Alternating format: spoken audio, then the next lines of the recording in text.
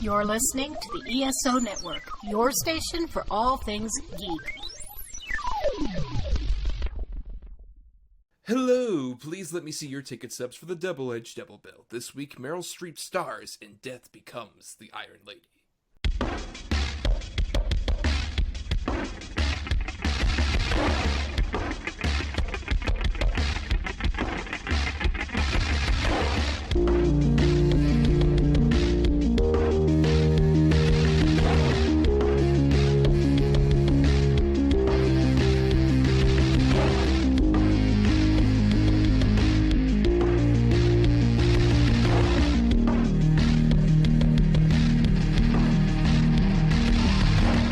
Each week, Adam Thomas and Thomas Mariani will come to the table to discuss the randomly selected yin and yang of a double feature. Then, both will have to pick a number between 1 and 10 in order to seal their fates for the next episode. When we'll have 2 good movies, the other 2 bad ones. Let the chaos begin. I am Thomas Mariani, and don't I just look beautiful? And I am Adam Thomas, and I am British. I had no idea, Adam, this whole time you were British. That's amazing. Yes, this entire time. With that authentic accent you've been hiding. Yes, we should not deal with terrorists. On any occasion, they are a gang of ruffians. Someone get him that Best Supporting Actress nomination right away. That's what I'm going for.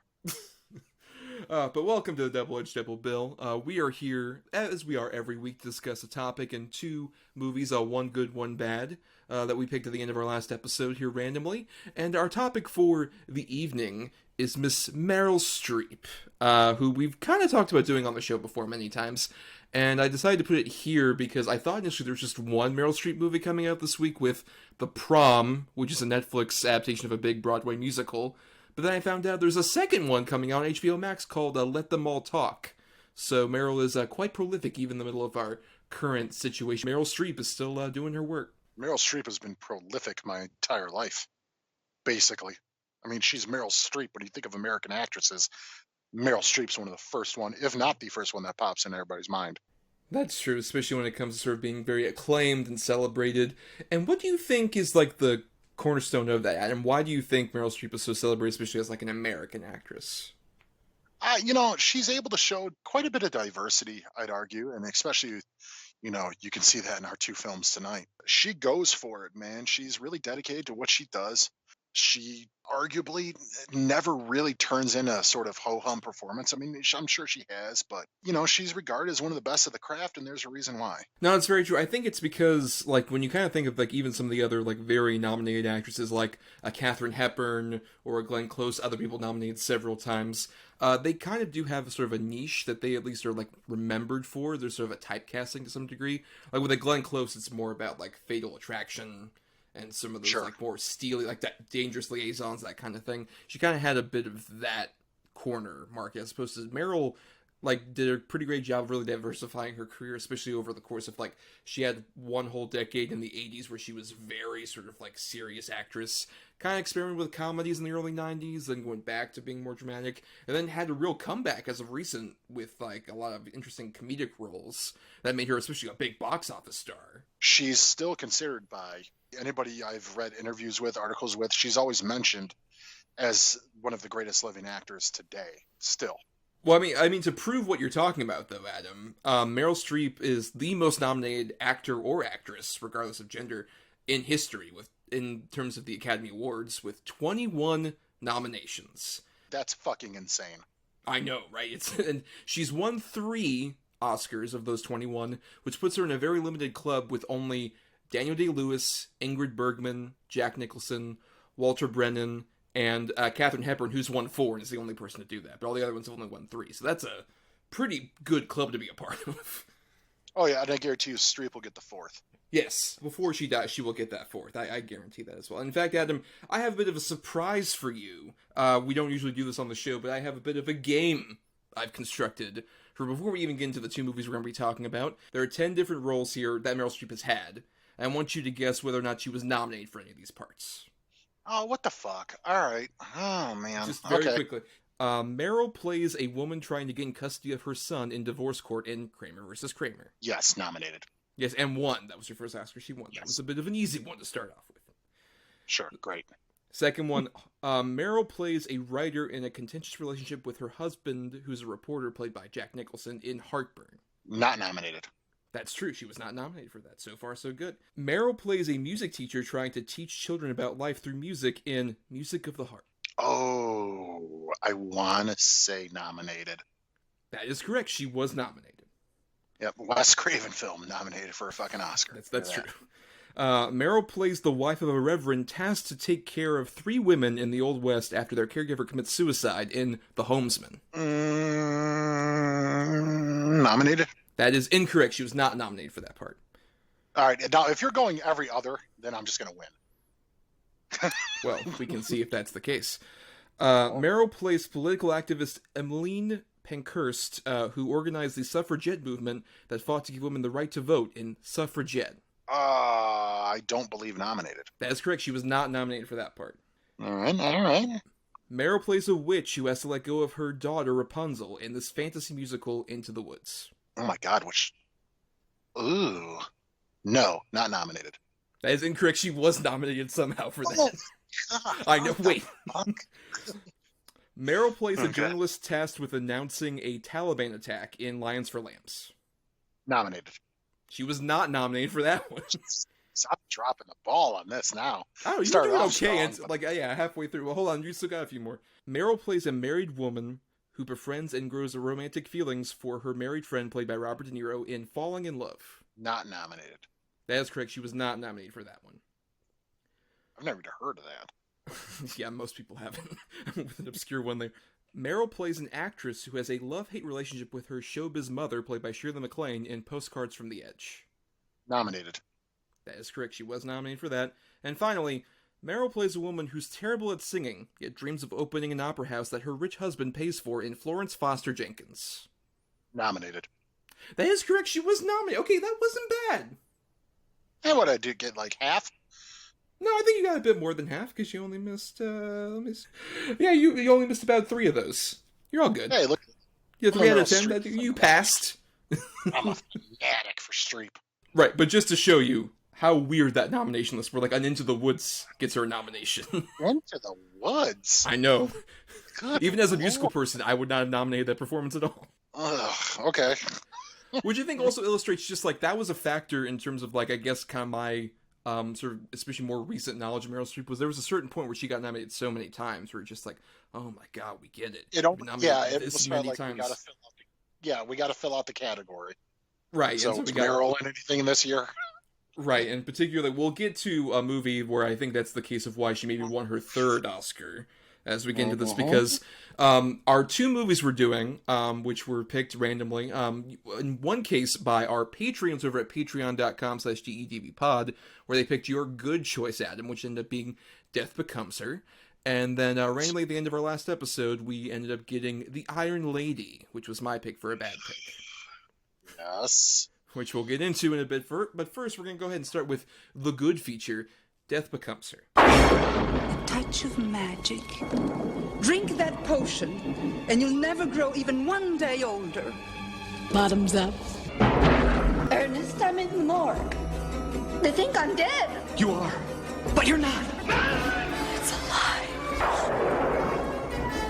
Meryl Streep, Bruce Willis, and Goldie Hawn. Death Becomes Her.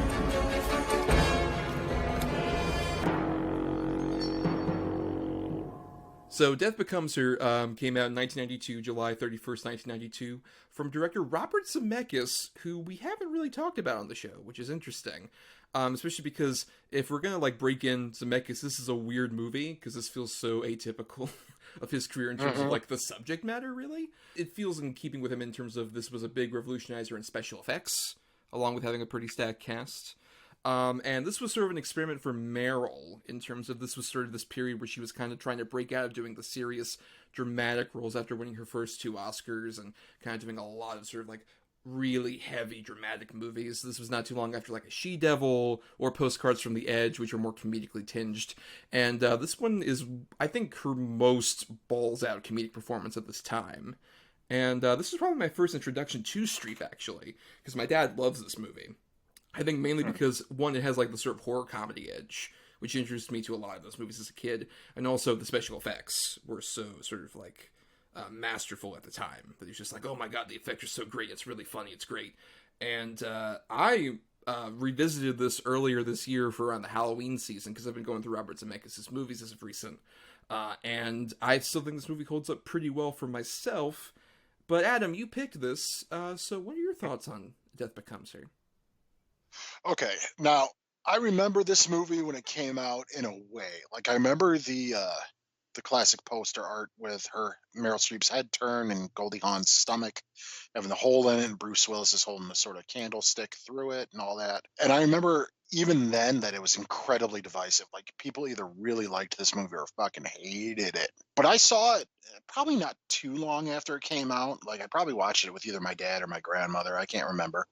And I remember thinking it was pretty good. Not crazy about it, but I was also really young. And that's probably the last time I had seen it until rewatching it for this show. Best word I can use to describe this movie is fucking wackadoo. It is wacky, goofy fucking movie, man, but I love every minute of it. I think it's so funny and just crazy and out there. And like, how does this movie exist? And it's so silly, but it's just anchored by pretty much great performances all around. I especially Meryl Streep. I mean, she's phenomenal in this movie, but so is Goldie Hawn, so is Bruce Willis, who's going very slapsticky in a lot of parts. Of course, Isabella Rossellini and all that. This movie's fucking just super fun. It's a fun movie. Thinking back on it, especially when I rewatched it earlier this year around the Halloween season, I really came to the conclusion that, like, Zemeckis was a big person at the time, obviously, because this is very weird. This is him coming off of the miracle run of doing the 3 Back to the Future movies and Who Framed Roger Rabbit, and then right before he became, like, an Oscar-worthy sort of director for Forrest Gump. This is like the movie in between that, which is so weird once again. This is like in between those very interesting parts of his career. But it's around the same time, Zemeckis was also like a big producer on Tales from the Crypt, which if you heard the trailer that I put in between, like right before we started discussing this, they play the Tales from the Crypt theme pretty heavily throughout that. And honestly, this one feels far more like a Tales from the Crypt movie compared to those that came out around this 90s era. Honestly, like we talked about Demon Knight, we love Demon Knight. Mm-hmm. It does not feel as much like a Tales from the Crypt movie as this does in terms of the tone, and even the story has a lot more of like a sort of be careful what you wish for, kind of like evil people getting their comeuppance kind of thing to it. No, I absolutely agree. Yeah, this feels like an exact drawn out Tales from the Crypt episode. Like we said, I really do love Demon Knight, but this one feels absolutely in line with something you'd see on Tales from the Crypt. It's got the sense of whimsy, the comedy, just the passion, the weird outside force that is Isabella Rossellini and whatever the hell that is. They all end up at the end and they're in tuxes and suits and ball gowns and everything. Yeah, it's 100% a Tales from the Crypt episode.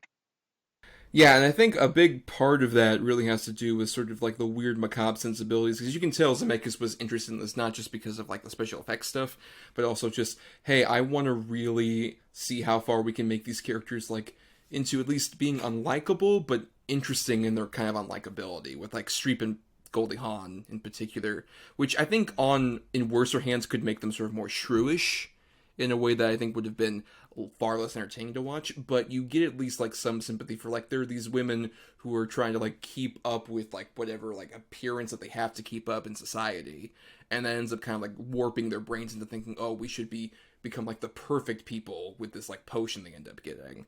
And I just love especially how like Streep kind of inhabits that, and she really just embraces kind of being nasty, but in a way that's really fun, in a way they also see why this was a big influence on like a lot of drag queen media, particularly if you watch any RuPaul's Drag Race. They love this movie. They love referencing a lot of it, and you can really see with Goldie Hawn and Meryl Streep, they have like sort of like a drag queen persona.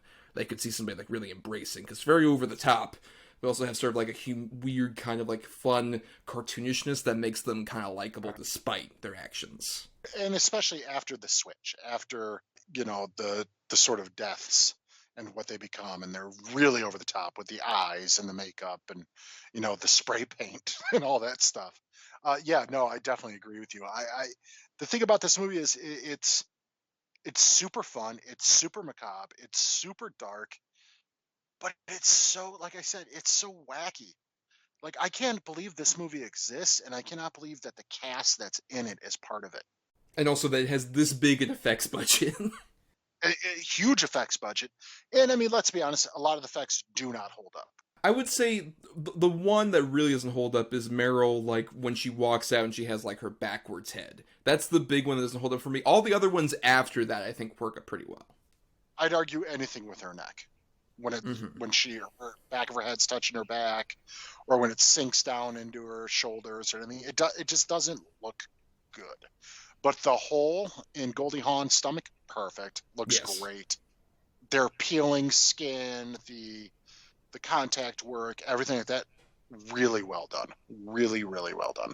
Or I argue especially the sort of ending bit of this movie, with them kind of falling apart. And I think it's also because this is a weird combination, because this is 1992. They kind of had to have a combination of the CG effects, but also sort of like practical animatronics at points, and also even the makeup stuff. I think is so really well blended together. Where I don't even think like the stuff where, like, say, Goldie Hawn like smashes her head in like a whack-a-mole thing. Like, I agree, it doesn't maybe look realistic, but at the same time, I think it's just a funny sight gag that I don't think could be really accomplished any other time. Obviously, you're looking at early 90s CGI in a lot of it. Mm-hmm. But it is still really fun. It's got that sense of whimsy to it. Like, I said the shit with Meryl Streep's head is probably the least of it, but when her head is driven down her shoulders like the whack-a-mole, I'd argue that's also the funniest bit that they do with her, where she's got to keep pulling her head up because it keeps sinking down. Right. Super funny. And, Goldie Hawn, one thing that I always notice in movies, when they put somebody in a fat suit, it always looks really bad. Not that bad in this. No, I would agree, yeah. It's comical for a reason. Like, it's supposed to look silly, but it works. Not to be that guy, but it's the best both of them have ever looked in a movie. You get why he would be in love with either of them. Which I think also makes the comedy work a lot more, in that it's just like, oh my god, he obviously would be attracted to these two, but why the fuck are they so interested in Bruce Willis, who is so goddamn funny in this movie? I would argue this is his best comedic turn, as an actor in particular. 1,000%.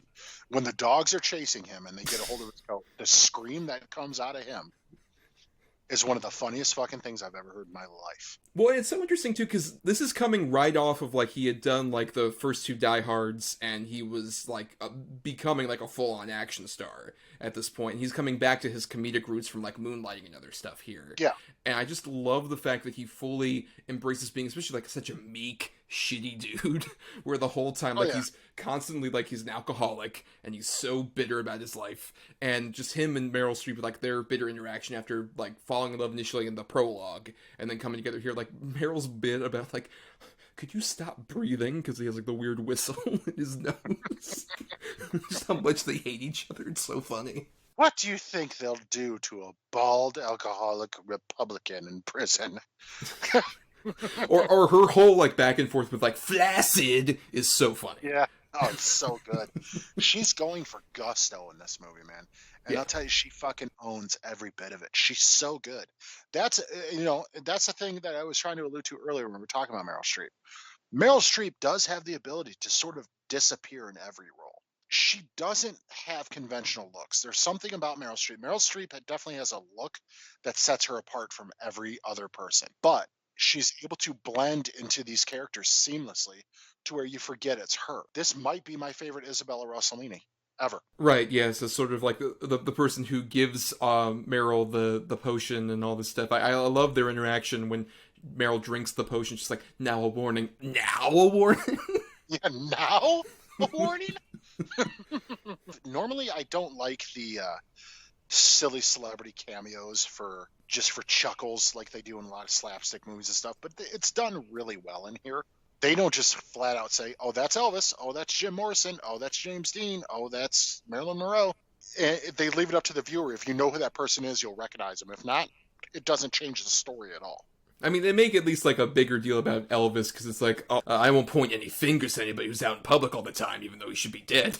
And they just really spotlight the Elvis. It's Elvis in that suit. So, of course, everybody knows who that is. Well, especially because the 90s were full of these kind of jokes about just, like, Elvis not being dead and all this other bullshit. But like when Bruce Willis is in the pool and also, hey, are you going to be done soon? And it's Jim Morrison. Right, yes. Or even, this is more the person who played them. Did you notice? Dean, real quick. Well, right, there was that, but did you, just more the person playing this part, did you notice the guy who Meryl sits next to when she first gets the potion? The big buff guy? No. It's actually Fabio. Holy shit, dude. What? I knew he was in this movie, and I'm looking for him, and I'm like, nah, I don't see him. No shit, that was him with his feet put up and shit. She's like, excuse me. Yes, yeah, and his bill is like, make room for my guest, please. That guy. No kidding. Well, he's a turd. True.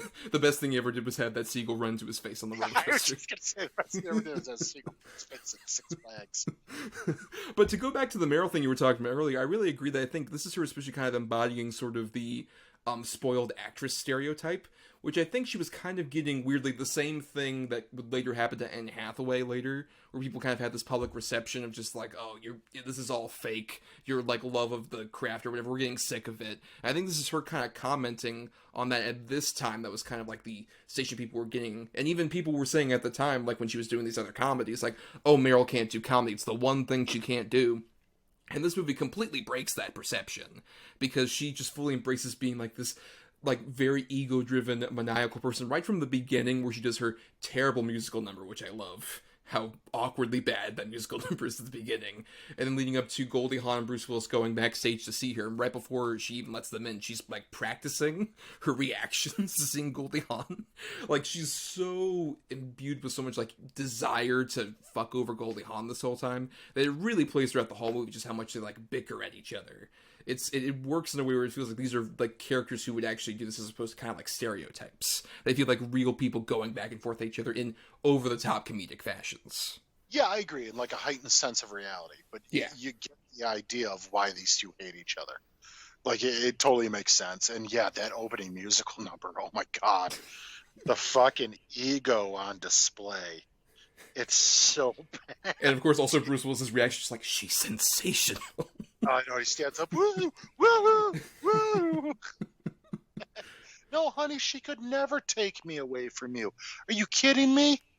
Dun, dun, dun, dun. That's the thing, there's like this weird live-action Looney Tunes kind of timing to it that's so perfect. Absolutely. It's basically a slapstick movie without acknowledging that it's a slapstick movie. Well, right, it's a slapstick movie without sort of like the natural human boundaries because of the special effects work. Like they're able to go to these like cartoonish extremes.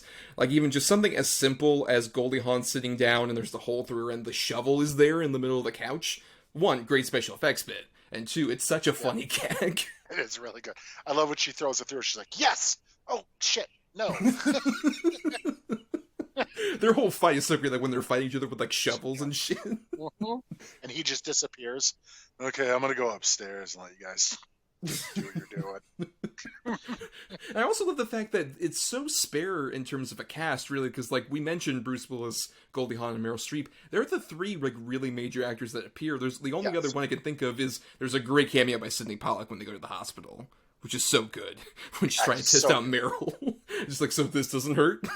Yeah, he's really good. And of course, again, Rossellini, who's in it, you know, she's kind of the main carry-through plot point of the film. She's the one who gives them the potions and stuff. But yeah, other than that, it's basically a three-person piece. Well, and I found out that was not actually the original intent. There was a lot more that ended up going on the cutting room floor, including a whole ending where after Bruce Willis ends up kind of like falling to what was supposed to be his death, he ends up meeting up with Tracy Ullman as a bartender, and then she fakes his death, and then they meet back up with Meryl Streep and Goldie Hawn, whatever, like several years later. And the test audiences hated it, and they wanted a more sort of like bitter ending, which admittingly, the ending of this movie is so goddamn good. I wouldn't change the ending. No.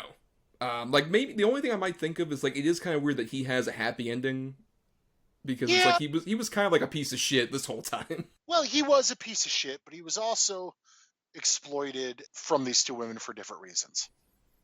That's true. At least he has like a slightly more sympathetic edge in that he doesn't take the potion. And I do love his line about just like but what then? What if I get bored? I don't want to live forever. Like, yeah, fuck no. I don't. This isn't a dream. It's a nightmare. Yeah, no, the thing is, I hadn't thought about this movie for years until you mentioned you just rewatched it, in October. I'm like, oh yeah, and I'm so glad you mentioned it because I really enjoyed revisiting this one. Yeah, because like it's one that I think gets lost in the shuffle. I think it's because what we're talking about, like Meryl kind of like right after this went back to sort of her more dramatic roots. Bruce Willis stayed fully action. Like I don't think he's done a straight up comedic performance since this. He's been in like comedic movies, but never really as like full on comedy. Yeah, I was gonna say no, not really. I mean, he was in The Kid and in North.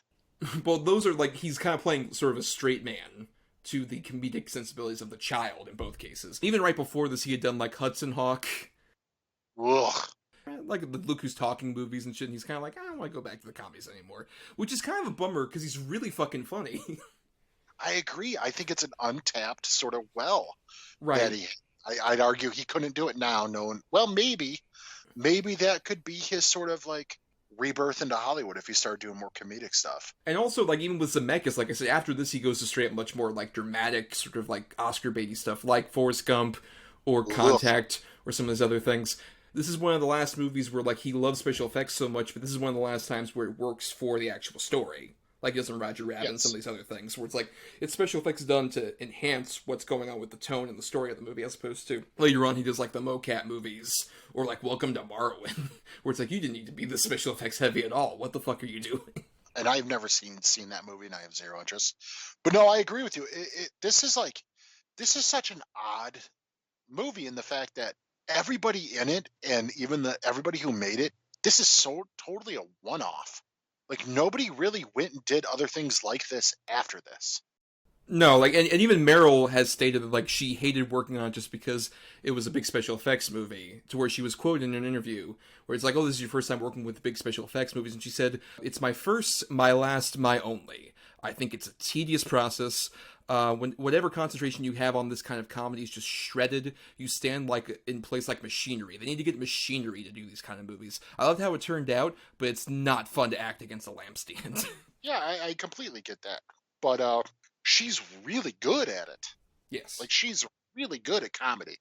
Well, that just goes to show how good of an actress she is. I mean, like I said, I don't think this movie did very well critically. I know it did well as far as it won the Oscar and things like that, didn't it? Right, for special effects over Alien 3 and Batman Returns, which I get. I get it. I remember it, like I said, it was so divisive, this film. And I think it's super fun. I think this is one that deserves sort of a revisit. I don't know if it was before its time or not, but it's super, super fun. No, yeah, I agree that I think it feels very sort of like weird for this time in the way of like being on, in a movie screen. If this was a Tales from the Crypt episode, I think everybody would like really love it. And it would fit so perfectly even to have the Crypt Keeper just like, don't hate me because I'm beautiful. Like, it's like bits in before and after the movie. I would argue it would fit pretty perfectly with this particular movie. And I think that's the thing is like, going into it, you probably would have that perception of like, oh, Meryl at this particular time, kind of doing more comedy stuff. I don't know, this feels so over the top and silly. But now it feels so much more kind of like weirdly quaint to have like a massive special effects laden movie that's like a weird character comedy that could be done on the stage if not for the big special effects stuff, because it's like a limited cast and everything. It feels so weird in a way that I agree. I think it makes it so interesting and distinct. And I hope more people would discover it, if nothing else. I think because it does feel kind of lost in the shuffle for Meryl and all this stuff. If you like A Devil Wears Prada, you see a lot of that DNA in this movie. Yes, absolutely. And like you said, if you like Bruce Willis in like Moonlighting or any of his earlier comedic stuff, he's really on point in this movie. Or even like a Goldie Hawn, who I would argue this is more in her wheelhouse, given it's like more of a comedy. Yes. But even then, this is more slapsticky than even she usually did. Oh, 100%. Absolutely. I just think this is one of those movies where, it's a better movie than the one I'm about to compare it to, but it reminds me of like Nothing But Trouble. In the way it's this weird one-off movie that's totally like horror comedy built like just creepy and weird that nobody really gave attention to other than the Academy as far as the Oscars. But people are like, what the fuck is this movie? This is a better version of Nothing But Trouble, obviously. Or out of the two of them, I prefer this one. But it reminds me of that, where it's like just these big name celebrities and big stars are just going for broke in a weird ass thing. Those sound like pretty good final thoughts, unless you have anything to add, Adam. No. Good. Great. I second all of that. Like I said, this was one that I remember watching as a kid and being just like, I think sort of like weirded out in a similar way to you. Like, I remember so much of the imagery. I remember even being quite scared of Goldie Hawn's eyes in this movie, where I think it's because of the pale makeup that she has later on, especially when she's like quote unquote dead. She looks like haunting in terms of like her striking her blue eye. Yeah. Especially when I was younger, and just being more impressed with like the special effects stuff. But going back to it now, it's just like it's so like very funny in a bitter way, but that really works for like these characters. And I think it's because Willis and Hawn and Streep especially put so much reality in terms of like the emotions they care about these characters, that like it makes the comedy work so much more, that they have like a grounded reality for all that to work in. And I think that's why it makes the big special effects stuff so funny, or even the small subtle things, or even just Bruce Willis, like you mentioned, fucking screaming. He's so fucking funny. And every time he says, "It's a miracle." Or just really silly stuff, even like Meryl being in the morgue, like, "Ernest, they think I'm dead."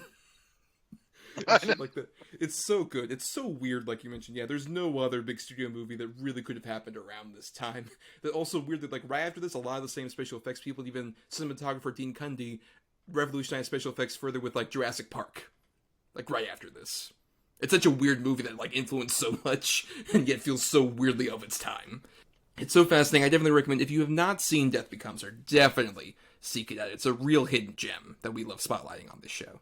But now, before we get to another movie we maybe don't want to spotlight necessarily as something to watch, here is a promo for an ESO show you can queue up right after ours.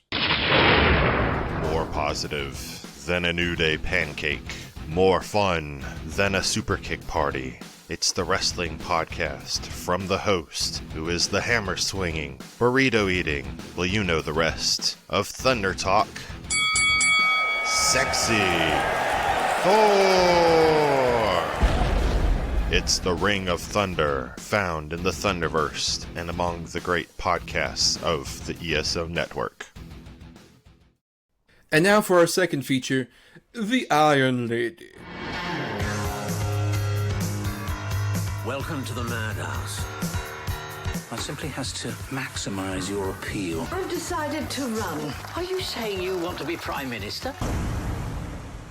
Where there is discord, may we bring harmony. When one has been to war. With all due respect, sir, I have done battle every single day of my life. So, The Iron Lady came out December 26th, 2011, was directed by Philodina Lloyd, who had previously directed Meryl in Mamma Mia. Perfect person to switch over. This was the movie that I ended up picking, and I think it's mainly because this is the movie that Meryl won her third Oscar for. We should probably have a timeline. In 79, she won Best Supporting Actress for Kramer vs. Kramer, as we mentioned earlier. And then in 82, she won for Sophie's Choice. And then several Oscar nominations came and went between in the 80s and the 90s and the 2000s. And I think especially after sort of like the Devil Wears Prada, people were like, hey, well, how come Meryl hasn't won an Oscar in like 3 decades? This is weird. And so they finally gave it to her in 2011 with The Iron Lady, where she plays Margaret Thatcher, the British Prime Minister, the first female British Prime Minister, which we should, before we go any further, as you can tell by Adam and I's illustrious voices, we're not British. Speak for yourself. Oh, of course, I'm sorry, yes, very authentic. Yes, quiet. Quiet, yes. But neither of us are British, and even then, like, we weren't really as cognizant. I wasn't alive at all during Thatcher's reign, and you were around, but obviously weren't very cognizant of what was going on. I was like 7. I was 7 off the chair. So yeah, I didn't know. No, right. So we don't have as much of like sort of that British perspective, so we're not maybe going to get as many details right about her. But I want to credit 2 friends of the show, Emily Slade and James Rodriguez, who are British, who have been on our show previously, who I asked about, like, hey, what's sort of the perception of Thatcher? And she's very much a divisive figure from what I could gather from then in my limited research I did along with this. She became the first female prime minister in Britain, which is obviously a big achievement. The one the movie I think focuses on the most is that particular factor. But she had a lot of controversial decisions because she was sort of part of this Conservative Party. They ended up doing stuff like signing a big anti-LGBT law that was like in office from 88 to like 2003. They finally voted it out. And she like literally stole free milk program from children, and like closed down mines for workers and stuff like that. So a controversial figure in that regard, and also that she kind of like, she helped strengthen Britain's economy at the time. So she very much, especially like most of what I knew about her was first female British prime minister, and she was buddies with Reagan. That's like most of what I knew going into this. Mm-hmm. And then if you watch this movie within the first 4 to 5 minutes, you know she's British and a woman. Right. And that's about all you get out of it. Yeah, I mean, again, I'm not a British guy. I don't follow Parliament, things like that. It has nothing to do with not trying to be politically aware. I'm not politically aware in general. So I knew very little about Margaret Thatcher. I knew she existed. I knew exactly what you just said. She was the first female British prime minister. She was the longest serving prime minister of the time, et cetera, et cetera. But then you do a little research and you read about, her sort of anti-LGBTQ laws, her unionization laws, her tax laws, her war on the Falkland Islands and all that. On the Falkland Islands and all these things. And yet this movie just goes, she's maybe got dementia. Right. Because the movie frames most of this around her being like in her later years and having some sort of dementia, and seeing her husband played by Jim Broadbent, which this movie commits the big sin of, I love Jim Broadbent, but every time he popped up in this movie, it's just like, oh god, get the fuck away. This whole device is so dumb every time he pops up. Absolutely. You don't get it either. Like, here's the thing. I get, again, she's suffering from dementia. She's seen her dead husband or whatever. Cool. But they spend basically 5 minutes trying to set up, they were in love when they were young. And then that's it. They loved Shall We Dance from The King and I. It's so great, right? Right, exactly. Oh, great. That's it. And I don't give a shit. Look, as I told you off mic, off show, this movie is completely out of my wheelhouse as far as political biopics. I don't fucking care.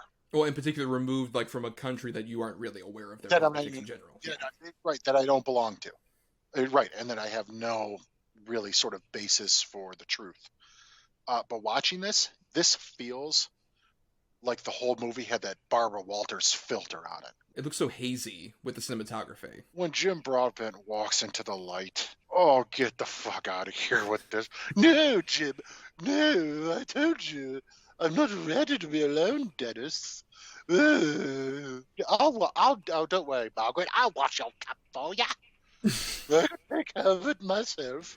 And then piano swells. End of movie. What the fuck? Oh, God. The biggest problem with this movie, to me, is just that it's like what you're talking about. Like, we don't learn anything here as Americans. And even then, I feel like when you're watching this movie, it feels like it's trying to kind of be so milquetoast and appeal to everybody, because even like a lot of these big political decisions aren't really mentioned in the movie that we're talking about.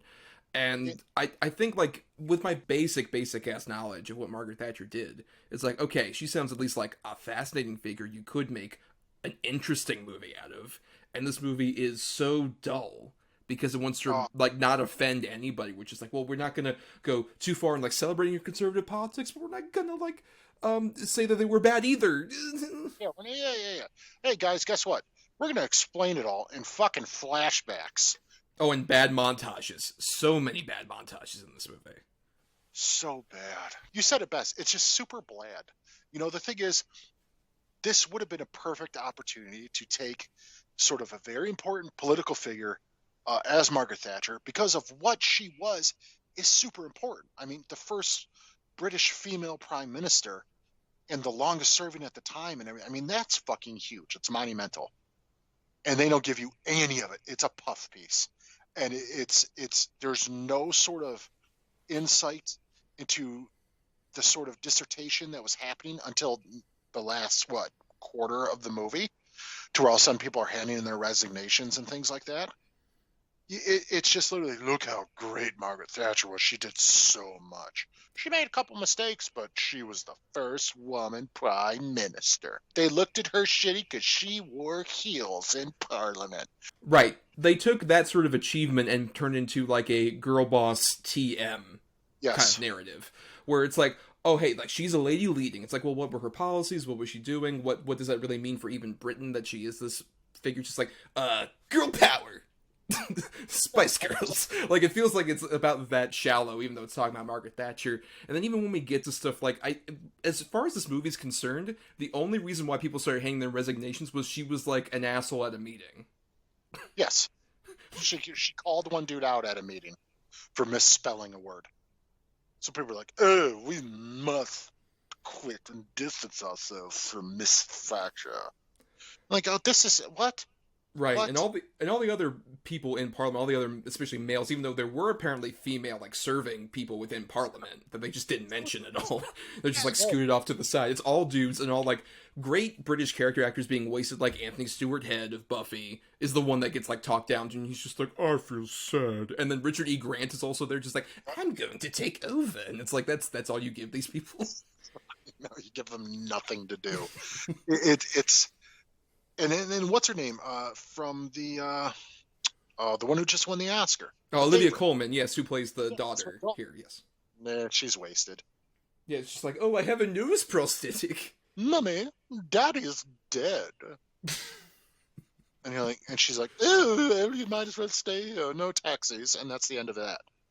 There are a lot of British people, like even Fleabag, Phoebe Waller-Bridger is her secretary. Even Ian Glenn from Game of Thrones plays her dad. Yeah, completely wasted. And then you don't care. They really don't show any of the main struggle for her to even get elected, except for one scene where she doesn't get it and the husband proposes to her, and then they dance and that's it. And then she's part of Parliament. She wins. They do some shitty visual things. Like, there's the overhead shot of her, like, in the big crowd of men. So it's like, oh, get it? She's the one lady in a sea of dudes.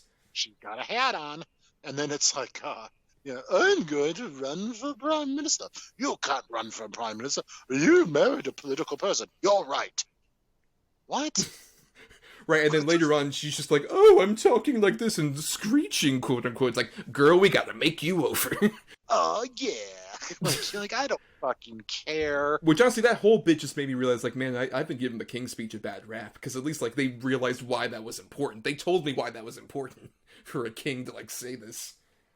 Completely agree.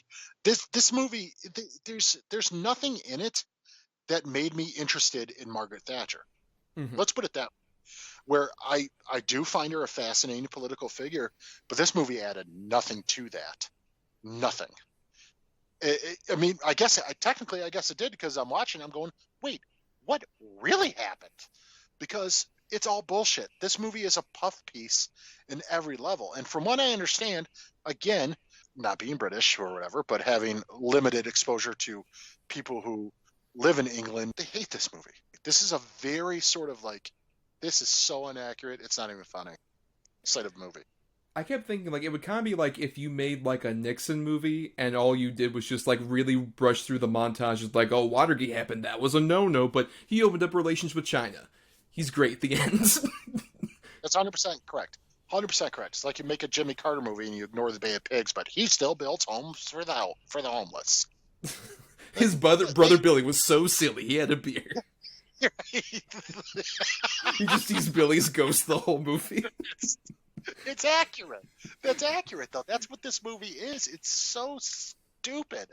It's so bland and boring. Like, it's about, an hour and almost 2 hours long? It's like an hour 45, but yeah. It feels longer. You feel every minute. It got to the point where I was watching this, and I was pausing it to go, like, do things, and then I'm like, I don't even need to pause this to go do what I gotta do. I would leave the room and come back, and nothing has happened. No, yeah, and I think that's why, as we've talked about this so much, it's important to kind of analyze how come Meryl won her third Oscar for this. This was exactly what they talk about all the time, where these actors play political figures or people with mental illness or things like that, and they're like, okay, give it to them. Well, because it's so interesting. Like, I'm going to list here, these are all the movies that Meryl was nominated for in between Sophie's Choice when she won last and this. There's Silkwood, Out of Africa, Ironweed, A Cry in the Dark, Postcards from the Edge, Bridges of Madison County, One True Thing, Music of the Heart, Adaptation, Devil Wears Prada, Doubt, Julie and Julia. Any of those, I would argue, would be more deserving wins for her. Especially even like a Devil Wears Prada. That's a completely different performance from like Sophie's Choice and Kramer versus Kramer. That's a great comedic performance. Bridges of Madison County or Devil Wears Prada, absolutely. Yeah, over this. Yes. Yeah. I mean, literally, obviously I'm doing a very overblown accent, but her accent isn't even that good in this. It's very sort of stereotypical. Right, which is what her big strength sort of was as an actress for people. It's just like, oh my god, she can do such great accents. Like, even like Sophie's Choice, the German accent and other things. And here it's so much more of like a very SNL level impression. She sounds like Tim Allen doing Mrs. Nesbit in fucking Toy Story. It's so bad. It's not well done. And then this horrible fucking neck they give her as the old lady that doesn't move. It's just a stagnant piece. Like, it's not even well done makeup. Oh, the makeup that won the best makeup Oscar as well? I don't think it's that good. She has a stagnant neck piece that doesn't move. It doesn't breathe. It doesn't do anything. It just looks like, man, this woman was involved in a horrible accident. I think a big reasoning for like even these wins is also just the fact the 84th Academy Awards, when this was nominated for, is kind of an infamously bad year. This is the same year where The Artist won Best Picture.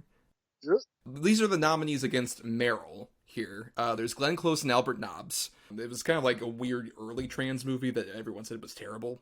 It's not good. Okay, and then Viola Davis in The Help, which is complicated for a lot of reasons. And then Rooney Mara in Girl with the Dragon Tattoo. Okay, also complicated. And then Michelle Williams in My Week with Marilyn. A really weak lineup in general. Yeah. If I had to pick one, it'd probably be Michelle Williams. She was really good. Mm-hmm. But that's not saying it's an Academy Award-winning performance. This was a weak year, clearly. Yeah, and even in the Best Makeup category, it was nominated against Albert Nobbs and also the last Harry Potter movie, Deathly Hallows Part 2. Okay, well, that probably should have won. Over the Iron Lady, honestly. Yeah, but I think that's the thing. Yeah. It's like, this was sort of like the Academy was kind of waiting for, like, let's give Meryl her third Oscar, but let's wait. And here, no one else is looking. Let's do this one. I mean, yeah, completely. Like, okay. We'll give it to her because nobody can argue that Meryl Streep's great. Let's distract out. The artist wins all the other Oscars. Yeah, it feels like a Lifetime Achievement Oscar Mm-hmm. over an actual Oscar for a great performance. Look, she is transformative in the role. You forget you're looking at Meryl Streep. You really do. Mm-hmm. But it does feel like somebody putting on a character of a real person. Right. It's so dull and boring. It feels like no care was really given to any of it. Like, we're just going to bank on Meryl Streep playing Margaret Thatcher, and that's what we got. Now, it feels sort of like the definition of an Oscar baity movie. And this feels like it would be designed to be a movie that was, like, attempted to be Oscar nominated and just forgotten. But because of this particular year, like, Meryl, like, ended up winning just because of the lack of competition, really. And I think it's a bummer that, like, she has another prestigious award for, like, this shitty of a fucking movie, in all honesty. And it feels like there's so many other ones that she could have really won for, and it feels just like we're kind of awarding, like, not to say she didn't put any effort into this, but, like, one of her lesser performances, I would definitely argue. Even if she transforms, quote-unquote, this is bottom of the barrel Streep. Yeah, I think I have to agree.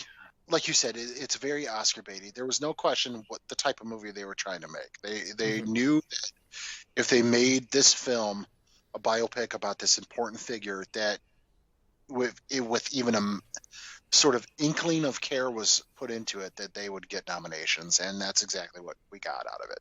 Right, as opposed to even, like, the last nomination Meryl had was for Julie and Julia, your alternate choice for the good pick. Which I still haven't watched. I'm holding on to it just in case. Right, I mean, that's a movie where, like, you could easily, obviously, it's Julia Child. You could easily make that, like, the SNL, literally the Dan Aykroyd impression, which there's a bit where she watches that in Julie and Julia that's very cute. But I like in that performance, like, she's doing the Julia Child sort of voice, but she feels so much more like a real character. I think that's the big strength of Meryl, is like she's able to do this voice that could come off as kind of silly, but in that particular role has like so much like humanity and earnestness. You know, to go back to what we were talking about in the very opening of the show, like why Meryl Streep is Meryl Streep.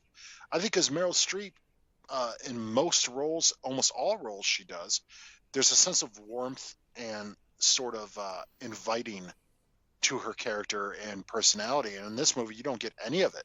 No, even though that's what they're kind of striving for. Even like a Devil Wears Prada, where she's playing purposely like a very persnickety character. You want to follow her.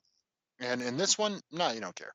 Don't wear the pearls. Well, my husband gave me these pearls when my twins were born.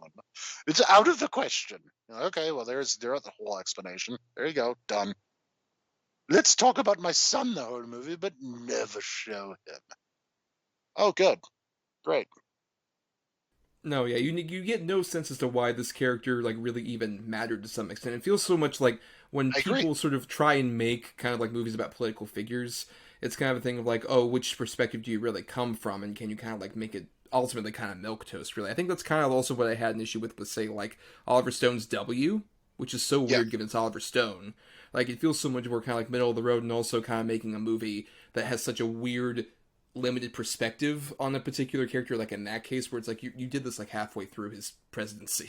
Spoilers, it ended in a very interesting way you didn't fucking show. And even in this case, like, reading up on just any basic things about Thatcher, it's just like, okay, this is such an interesting, controversial figure in British history that would make so much interesting drama or conflict, and all of it's drained from this movie. There's no real conflict except just like, girls rule. Oh, like that's it. Exactly. Yes. Girl power. Every boy and every girl. Fight for your life. She's, you know. The Vega bus is coming. But, no, excuse me, when I take milk away from children in schools and shit. I'm blue, dabba-dee-ba-doo-die. But, it's like you said, it's very just drab and dull and boring, and for me, it made me care even less about the actual person. I would say it almost had sort of like a this is what I call the Last Airbender effect, where like a sort of adaptation or something just like depicting a particular series of events is so like poorly done and so uninteresting that I'm just like, I have to find out what the fuck this is about. Like with Last Airbender, that was the case where I hadn't seen the TV show, and I watched that movie. It's like, this is so terrible, I have to watch the TV show. And it's like, oh, it's a great TV show. Yeah, it's a right. TV show. And even like after watching this movie, I'm just like, why the fuck was Thatcher like such a big deal? And just my limited research after this, just like, oh, this is a fascinating figure who I can see why she became kind of like a boogeyman of sorts to like some people, and why she was so beloved by others. But think about that though. It took you 5 seconds. It took you 5 seconds on Google to get anything interesting about Margaret Thatcher. This movie had 2 hours to do it, and they gave you zip. Yeah. They gave you nothing. I say no to this film. The lady doth screech too much. Well, the film don't do much of anything, I would say. Bully. I mean, do you have any final thoughts, Adam, beyond what we've said? I got zip on this movie. I mean, honestly, I give 0 shits about this film. On a scale of shits from 1 to 10, it's a -3. It's just boring. It's dull. I'm not against political biopics or biopics to begin with. It's kind of out of my wheelhouse, but there are some that I've seen that make me interested in the character, and I can learn a lot from it, because either from the film itself or it inspires me to do a little bit of own personal research. This did neither. This was super bland, super boring, went in weird directions that I didn't expect it to, like the whole dementia thing. Like, what are we doing with this? Like, are we using this as sort of a sympathy reason or an explanation to why she might have done some of the shit she did? Like, what are we doing? And it's a jumbled, boring mess. No, yeah, I think that whole dementia thing is really just meant to kind of like make this more of a universal story of just like, oh, you know, we all end up in like some kind of like dilapidated state by the end of our lives, and look, this poor woman who's gone to the state, don't you feel sad for her? And it's like, in theory I would, but then you like give Meryl stuff like there's that scene at the doctor's office where she's talking about, like, oh, people are so concerned about their feelings, I'm concerned about ideas. And it's like, oh, fuck this lady.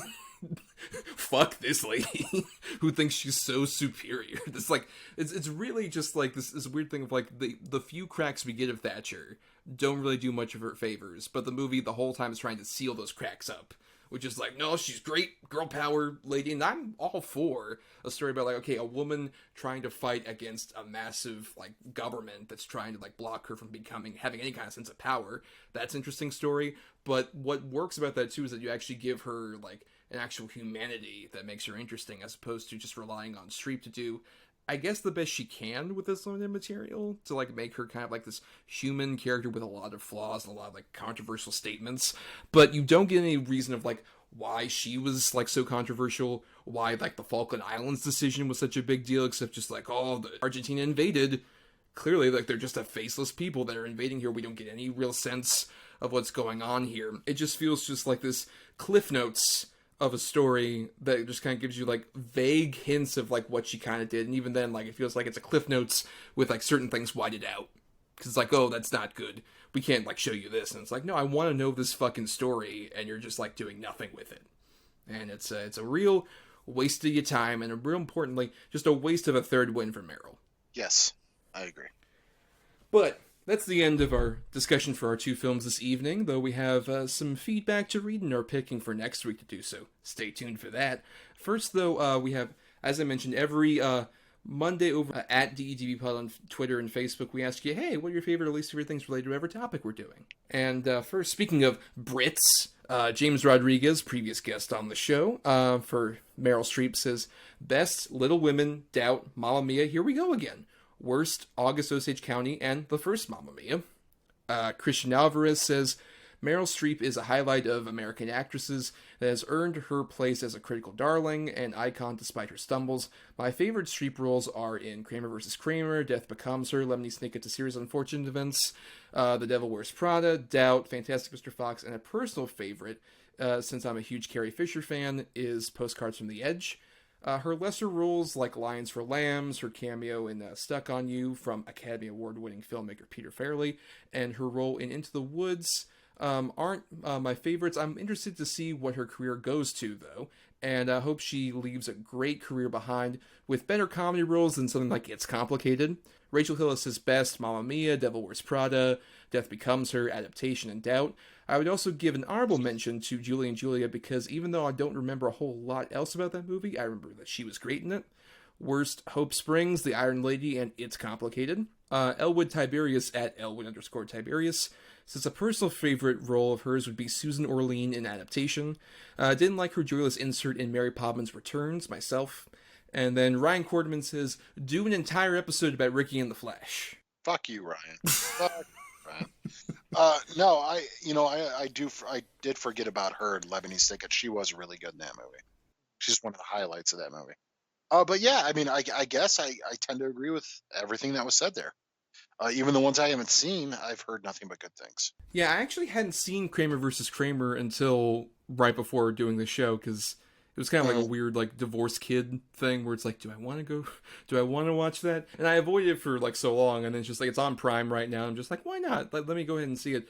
And it's kind of rough, but I think what's so fascinating about that movie is she abandons Dustin Hoffman and the kid so early on, and we spent so much time with Dustin Hoffman trying to get used to this, and their son kind of trying to adjust to things, that when she comes in theory, she should be, like, the biggest villain, awful piece of shit for, like, how dare you try and take him away. But she portrays such a nuanced character that it's just, like, I feel way more conflicted than I would have ever expected with, like, her. Particularly the whole scene where she gets, like, grilled at the custody hearing is so brutal. It hurts so hard. But she does a great job of making that kind of unlikable position so inherently human. Yeah, no, I agree with you. And the thing is, I always thought the same thing about that movie, because I'd seen it before. Not very often. Obviously, I'm also a child of divorce, and, you know, I've gone through family problems and everything as well in my personal life. But I rewatched it probably a year ago, and I thought the same thing, man. I'm like, she's just a person with all of her infallibilities and all of her sort of issues and everything, but she handles it with great care, where not only, of course, the script writing and the directing and everything else, but in the hands of a lesser person, she would come across as just that archetypal villain. But I mean, I also agree with stuff like Adaptation I rewatched recently, and she's so phenomenal in that. She has a weird, really interesting chemistry with like Chris Cooper in that movie that works so much better than it should on the page. And even like with the Mamma Mia thing, it's interesting because I've seen both those. I hate the first Mamma Mia. I agree with James about that. It's the one that has Meryl the most in it. It's the only movie where it feels like everyone's drunk making it. That might be accurate. No, that's true. And especially it's like mimosa drunk. Like everybody drank mimosas right before. But weirdly with like Mamma Mia, Here We Go Again, which not nearly as many people saw, and it has far less Meryl. She has like one cameo in it. I found that so much more of like, oh, this feels like a real musical movie. It has like better production numbers and better like twists on the ABBA songs and stuff. And it helps that they get Lily James to play like young Meryl, because it's like a weird like Godfather 2 structure where like Amanda Seyfried is the daughter getting married, and at the same time we see flashbacks to like young Meryl as like she meets up with the young versions like Colin Firth and Stellan Skarsgård and Pierce Brosnan. And James is so like phenomenal in that movie that it's just like, oh my god, you elevate this so much more. Plus that movie has a duet between Andy Garcia and Cher. How many other movies have that? I don't know that that's something we need though, but sure. It's pretty great. They sing Fernando. It's really great. Oh god. Okay. But even though, you know, like we mentioned Devil Wears Prada a couple times, I hadn't seen that until earlier this year, and I get what everybody likes about that movie so much. She is so great, especially playing off of like an Anne Hathaway, where she's playing sort of like a almost witchy character, and you really let her guard down a bit, so it feels like, oh my god, she is a real person, but why she has to put this guard in at the same time. And plus, Stanley Tucci says, gird your loins. We always love the Tooch here. But were there any other ones you wanted to spotlight for either good or bad with Meryl? You know, the thing is, with Meryl Streep, I think we've pretty much, especially with our feedback and in our conversation before where you played that fucking game that I was unaware of, I think we kind of covered most of them in a way. The ones that are sort of worth mentioning. As far as like my favorites, obviously, I really do like Death Becomes Her. I do like, I cannot believe she was nominated for Into the Woods. Like, what the fuck is that? But I like her in Fantastic Mr. Fox, of course. Doubt is a good movie. It's just not one that I care to revisit. It doesn't help also that Viola Davis has one scene in that movie, and she like acts circles around even Meryl, and she's so fucking good in that one scene she has. That's true. She is really. But you know what? We even like one I think we definitely agree on. I don't think mentioned as much in the feedback, but we definitely really love is Bridges of Madison County, which I think has gotten lost to time a bit. Is such a phenomenal turn from her, and the weird chemistry she has with like a Clint Eastwood, who is not somebody I see having romantic chemistry with like most of his leading ladies in most of his movies. Anyone, period. Except maybe that monkey. Yeah, that's true. And when that monkey, they were hot for each other. But the Bridges of Madison County, I think they work so well off each other. It's this really interesting kind of dynamic that you wouldn't really expect, and it feels like also like she kind of gets the best out of Eastwood as an actor in terms of actually being emotionally vulnerable in a way that he's not really in any other roles. Yeah, I really do enjoy that movie. You know, another one too that's kind of against. You mentioned it earlier. I'm not a huge fan of She-Devil. Mm-hmm. I think it's okay. I think it's good performance by her, but yeah. But another one that also is kind of a meh movie, but she's really good in it, and it's a really good Kevin Bacon is River Wild. Okay. Have you seen that one? I have not seen that one, no. It's a good like thriller movie. I would recommend that one for sure. And you know, I'll say I watched She-Devil as well fairly recently in prep for the show. I have very mixed feelings about that movie in general, and I think it has a lot to do with like Roseanne isn't my favorite comedic actress necessarily. No, she's awful. For a lot of reasons. But Meryl is also like, that's kind of like a weird evolution point where you can kind of see what she would bring to Death Becomes Her, and then later Devil Wears Prada with that role in particular. She's pretty fun in kind of playing this like spoiled rich person who has to deal with like having a family come over. And that's another weird love triangle where it's like her, Roseanne Barr, and fucking Ed Begley Jr. Ed Begley Jr. is like your Lothario piece of shit. Like, okay. He's so good at it though. He's really funny. No, he's really funny. But yeah, and even I'm not necessarily a fan of Sophie's Choice. I've said this before, that I recently watched that for like the AFI episode we did, and I think that's a long, drawn out Oscar baity movie. But you get why she won for something like that, for just like the actual choice moment alone is like brilliant acting. Yeah, and the idea of it, of what she's actually doing, and she carries it so well. What a horrible, horrible scene. Yes. Just and it's written all over her face and her performance. Like, oh my god, it's a heartbreaking scene, and an otherwise kind of bullshit movie. Because we have to follow Peter McNichol as he gets in on this Kevin Kline Meryl Streep romance. That's what we wanted. Big time Peter McNichol fan here. Big time. We avoid him for an episode topic just because he's too sacred for us. We can't do a bad pick for Peter McNichol. So it'll be Ghostbusters and Dracula Dead and Loving It. Ghostbusters 2, sir. 2. Ghostbusters 2. You're right. I'm sorry. How dare I? To be fair, he is probably the best part of that movie. He's really funny in that movie. Yeah, I agree. It's the baby you.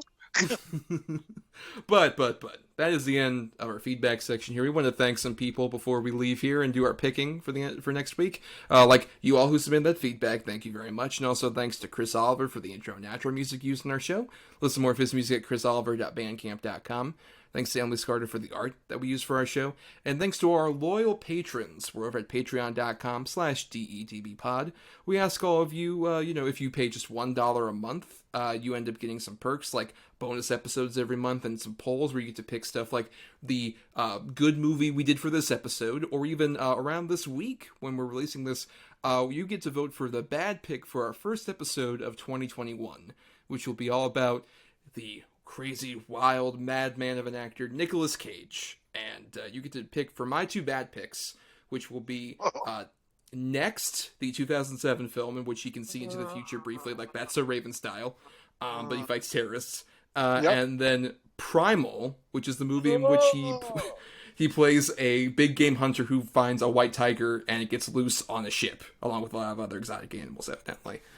Yep, and in both movies, he has either bad hair or facial hair. Maybe a combination of both.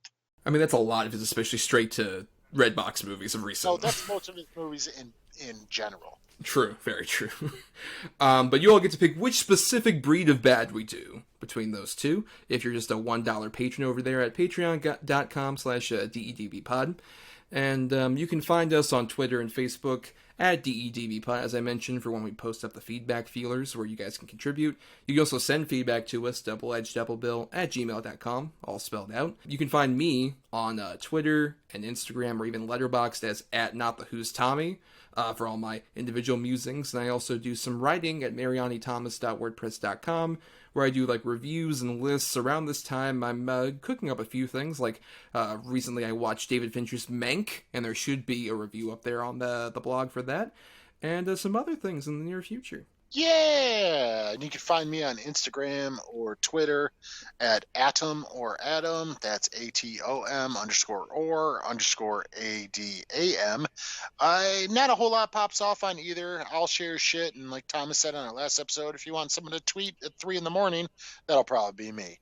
Yeah, I don't do much online. I have a very, very low profile now. Well, for whatever profile you can get of Adam, you can also subscribe to us on Apple Podcasts, Spotify, Stitcher, and other podcasting platforms. If you're listening on ESO, why not take a listen to the other great shows on there, or even dig into our archives on the Podbean main feed, where we did a solid 70 or so episodes before we joined ESO. And if nothing else, if you can't join the Patreon, if you don't have the social media stuff, if you could just rate, review, or just share the show around somewhere, get in front of people's eyeballs, that helps us get more visibility. Yeah, I mean, again, as I've said for hundreds of episodes, not that fucking hard. Super easy to do.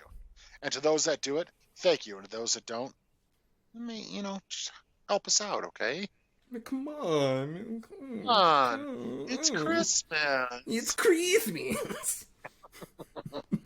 Yes. And now, Adam, it's time to do our picking for next week. And this is another thing that the Patreon folks, the edgelords as we call them, over at patreon.com/DEDBpod voted for, where we, it's been a stressful year, 2020. We don't have to tell you guys, it's been rough. Best year ever. That's true. Yes, very great. Nothing bad. I can't wait for the VH1 show about this. I love the 2020. It's not the 2020s, but specifically 2020, this decade of a year. Yep. But we decided to do something kind of silly as one of the last topics of the year, and we ended up doing animal movies, and you all got to, over at patreon.com/GETVpod, you ended up picking between monkey movies as a topic, or we ended up getting dog movies. So any movie where basically a dog plays a prominent role. Which I love that we went silly with it, and I love that it got such a big reaction. Yeah, this was probably our most contentious poll, which is crazy. It was just like neck and neck for so long. It makes so much sense, though. True. In retrospect, it really makes a lot of sense. But I have the two good movies for the silly topic. You have the two bad ones. So, Adam, I have assigned a number between 1 and 10 for mine, and you the same for yours. Go ahead and pick a number between 1 and 10 for me, and we'll see what gets closest. Number 8.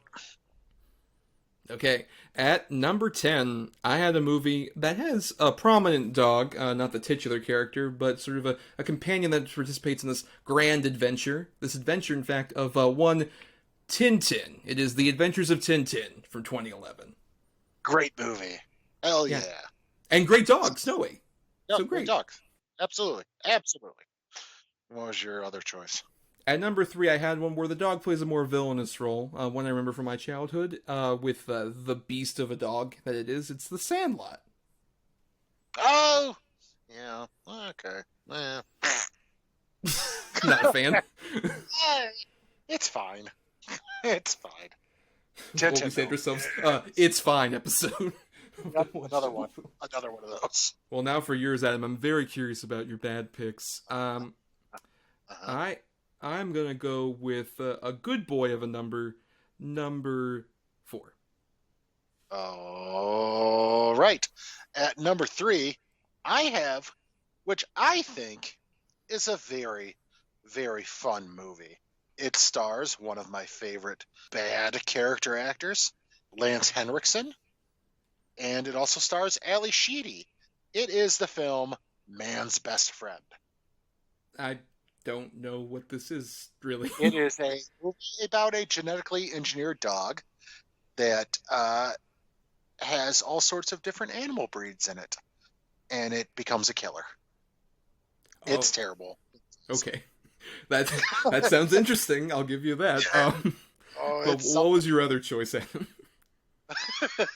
My number 10 choice was Top Dog. Oh, yes, the movie where Chuck Norris and a cute police dog fight white supremacists. That was the other one. One of the weirdest movies I've ever seen. All right, so no, we're going to do Man's Best Friend and Tintin. Another weird double feature for us. Yeah, we've been hitting the weird ones lately. That's good, though. Yep, we like it weird here. And on that note, good evening, everybody. Yes, I thank all of you for joining us. But we shall not give in to your demands. I've had to fight every day of my life for Double H Double Will. I still see my dead husband. Isn't that weird? Good night, everybody. Ta-ta!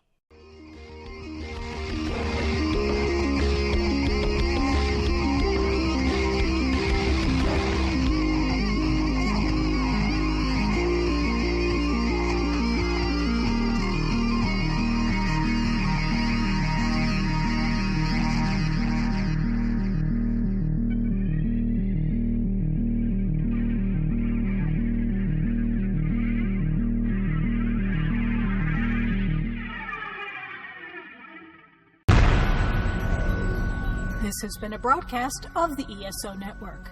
Be part of the crew and help support our shows by donating to our ESO Patreon or by shopping at the TeePublic store, which can all be found at www.esonetwork.com. The ESO Network, your station for all things geek.